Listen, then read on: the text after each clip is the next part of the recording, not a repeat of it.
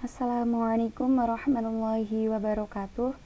Saya Siti Nur Komariah, NIM 26 dari kelas 3 Aksya A. Di sini saya sebagai penyimpul materi atau presum dari kelompok tema 10 yaitu kode etik profesi. Kode etik adalah sistem norma, nilai dan aturan profesional tertulis yang secara tegas menyatakan apa yang benar dan baik dan apa yang tidak benar dan tidak baik bagi profesional. Kode etik menyatakan perbuatan apa yang benar atau salah, perbuatan apa yang harus dilakukan dan apa yang harus dihindari. Dalam kaitannya dengan profesi, bahwa kode etik merupakan tata cara atau aturan yang menjadi standar kegiatan anggota suatu profesi. Kode etik menggambarkan nilai-nilai profesional suatu profesi yang diterjemahkan ke dalam standar perilaku anggotanya.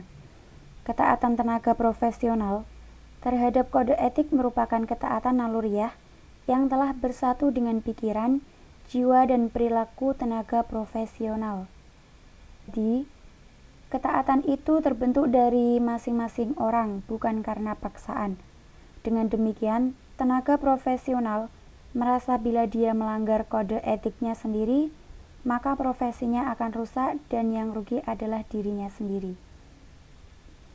Ada 3 hal pokok yang merupakan fungsi dari kode etik profesi.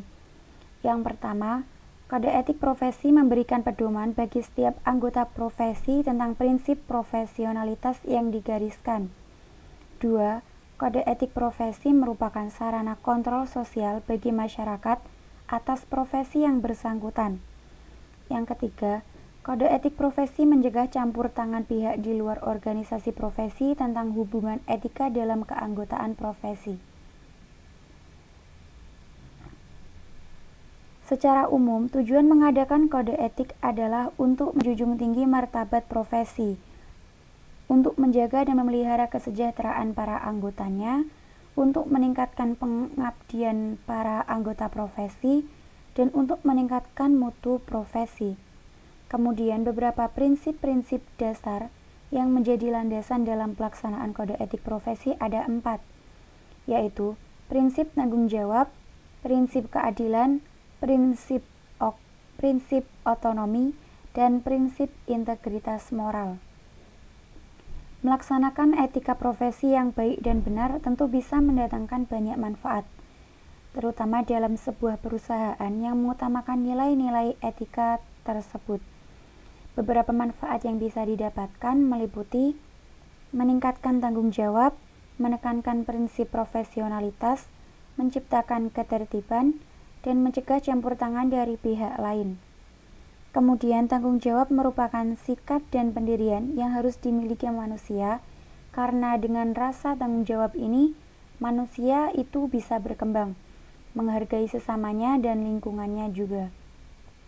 Sikap ini merupakan beban moral karena seyogyanya diwujudkan dalam perilaku yang nyata, yaitu bertindak dengan semestinya, bertindak sesuai dengan norma-norma yang berlaku di masyarakat, dan tidak dipengaruhi oleh faktor-faktor di luar dirinya.